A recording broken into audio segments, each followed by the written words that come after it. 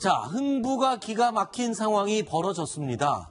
가장 오래된 흥부전 소설이 발견이 됐는데요.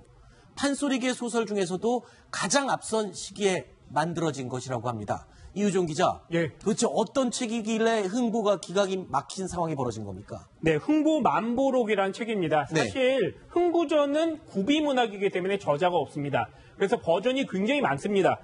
버전만 해도 40여 종이 있는데 가장 오래된 버전을 찾아보면 지금까지는요 1853년도 판본을 쓴 거, 그 네. 본전을 쓴 것이 가장 오래된 것으로 알려져 있었습니다. 네. 그거를 토대로 해서 여러 가지 판소리계 그 버전도 있고요. 여러 가지가 있었는데 그게 다 1853년 이후의 것이었는데 이번에 발견된 게 1833년도 필사본입니다. 네. 그래서 기존보다는요 무려 3, 40년 정도 훨씬 더 일찍 쓰여진 판본으로 볼 수 있겠습니다. 자, 일찍 쓰여진, 그러니까 가장 오래된 책이다라는 게 중요한 게 아니라 그 내용이 다르다면서요. 그러니까 우리가 알고 있던 교과서에서 전래동화에서 봤던 흥부의 모습이 사실은 그 이전에 나온 흥부전에는 다르게 묘사가 돼 있다. 대표적인 몇 개를 설명을 해 주십시오. 네, 일단요 그 무대가 다릅니다. 네. 흥부만보록을 보면 평양 서촌이 무대입니다. 그러니까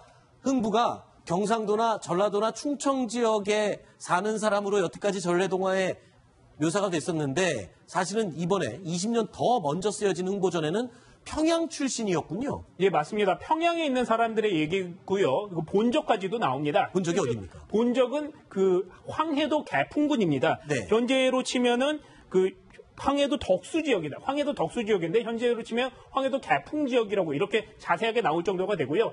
또 이런 얘기가 있습니다. 일단 그 전에는 흥부가 양반이었을까? 네. 혹은 중인이었을까? 평민이었을까? 이런 것들이 논란이 있었는데 예전 법은 이번에 밝혀진 버전을 보면 일반 평민으로 밝혀졌습니다. 평민으로 그러니까 규정이 돼 있군요. 아예. 네, 맞습니다. 평민으로 규정이 되어 있고요. 또 이런 것도 있습니다. 일단 흥부의 성씨가 무엇일까? 이것도 참 궁금했는데요. 네. 예전에는 연씨다. 제비가 가져다줘서 연씨다. 혹은 박을 깨서 박씨다. 이런 얘기들이 있었는데 이번에는 문헌에 이렇게 나와 있습니다. 장씨로 아주 정확하게 표현이 되어 있습니다. 네. 심지어 흥부의 아버지 이름도 나온다면서요? 네, 맞습니다. 흥부의 아버지 이름이 장천입니다. 이름이 네. 아주 명확하게 나와 있고요. 그 다음에 흥부가 덕수 장씨의 시조다 이런 얘기가 있습니다. 네. 좀 더 거슬러 올라가면 고려시대 때 위구르족 사람이 와서 덕수 장씨를 세웁니다. 그래서 약간 그런 내용들이 섞인 것이 아니냐 하는 얘기가 부과가 되면서 훨씬 더 신빙성이 부과되고 있습니다. 네. 자, 그런데 더 흥미로운 점은요. 우리가 알던 흥부의 원래 모습이 자, 평양 출신의 평민이었고 성이 연씨나 박씨가 아니라 장씨로 묘사가 되고 있다라는 내용 말고도요. 더 놀라운 사실이 있습니다. 바로 놀부의 모습입니다. 충격적인 건요. 이 책에는 놀부가 나쁜 사람으로 묘사되지는 않는다는 겁니다. 설명해 주시죠. 그러니까 기존에 우리가 알고 있는 놀부의 모습은 부모님 재산을 물려받은 부자 놀부가 흥부를, 동생을 집에서 쫓아낸 아주 나쁜 사람이고 성격도 고약한 사람이다. 그렇게 알고 있었는데 나쁜 사람이다 알고 있었는데 아니라면서요. 이 책에 묘사된 것. 네, 이번 책에 보면 이런 내용이 나옵니다. 흥부와 놀부 모두 부잣집의 대릴 사유로 들어갑니다. 네. 평범한 집에서 들어가는데 둘이 있다가 조금 다른 행동을 하게 됩니다. 네. 형은요, 그 부잣집에 들어서 그냥 남아 있어서 부유하게 사는 반면 동생인 흥부는 부모님을 복양하기 위해서 집으로 다시 옵니다. 아하. 그래서 이렇게 살다 보니까 흥부가 좀 살기가 어려워졌습니다. 그래서 형한테 좀 돈 좀 달라 이런 얘기를 하게 됩니다. 이거는 예전에 흥부전에 나온 내용과 일부가 비슷합니다. 그런데 네. 놀부가 여기서 이런 대답을 합니다. 내가 이게 번 것이 아니라 장인, 그대 처가댁에서 받은 재산이기 때문에 우리 부모에게 줄 수 없다라고 얘기를 하는 부분이 여기에 명확하게 나와 있습니다. 기존 부분하고는 조금 다른 부분이죠. 네. 이제 흥부전 하면 가장 기억에 남는 장면이 이렇게 밥을 얻으러 갔다가 그렇죠. 주걱으로. 형수님한테 이제 주걱으로 얻어맞는 건데 네. 흥부만보록에도 그런 내용은 담겨 있나요? 네, 그런 비슷비슷한 부분들은 꽤나 많이 담겨 있습니다. 사실 어느 정도는 이게 구전 문학이라고 하더라도 비슷한 얼개가 들어오기 때문에 많은 부분은 담겨 있지만 우리가 특징적으로 볼 수 있는 핵심 요소들은 조금씩 다른 모습을 보입니다. 그렇군요. 그런데 신기합니다. 그러니까 우리가 여태까지 정말 오랜 기간 동안 흥부와 놀부에 대해서 알고 있던 내용이 그 전에 쓰여진 소설에서는 조금 내용이 다른 식으로 묘사가 돼 있었다.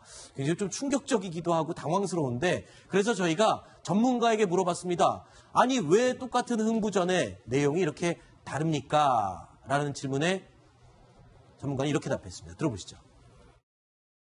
판소리라는 것은 구비문학에 속하기 때문에 전승되면서 그 도중에 많은 변이가 생길 수 있습니다. 근데 지금으로서는 이 흥부만보록이 가장 오래된 자료이기 때문에 가장 오래된 자료가 보다 원래의 모습에 가깝지 않겠느냐. 이렇게 본다면 지금 전라도 남원 지역을 발상지로 하고 흥부와 놀부가 박씨 또는 연시로 되어 있는 지금의 흥부전보다는 아무래도 원래의 모습을 좀 더 잘 간직하고 있는 자료가 아닐까 이렇게 추정해 볼 수 있습니다.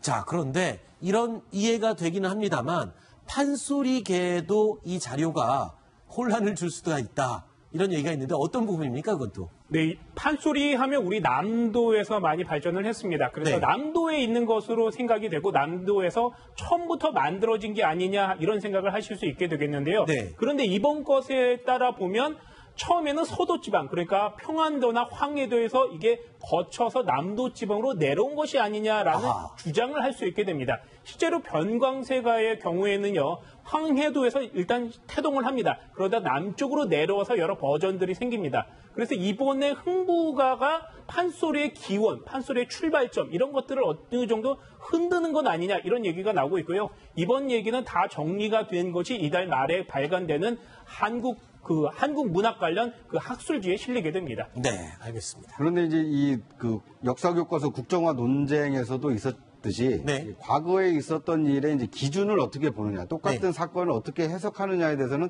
이 해석의 여지가 굉장히 크거든요. 그렇죠, 그렇죠. 그러니까 지금처럼 뭐 SNS를 통해서 동일한 정보가 고루 퍼지는 것이 아니라 말 그대로 구전 문학이었기 때문에 받아 들은 사람, 네. 들은 사람의 어떤 주관 또는 전해준 사람의 어떤 얘기에 따라서 네. 기록이 좀 달라질 수 있기 때문에 어떤 것이 맞고 어떤 것이 틀리다. 그렇죠. 이렇게 보기보다는 네. 과거에는 1850년대 이후 기록만 남아 있었는데 그 이전에 기록됐던 새로운 문헌이 발견됐다. 네. 이렇게 이해하시는 게 좋지 않을까 하는 생각이 듭니다. 네.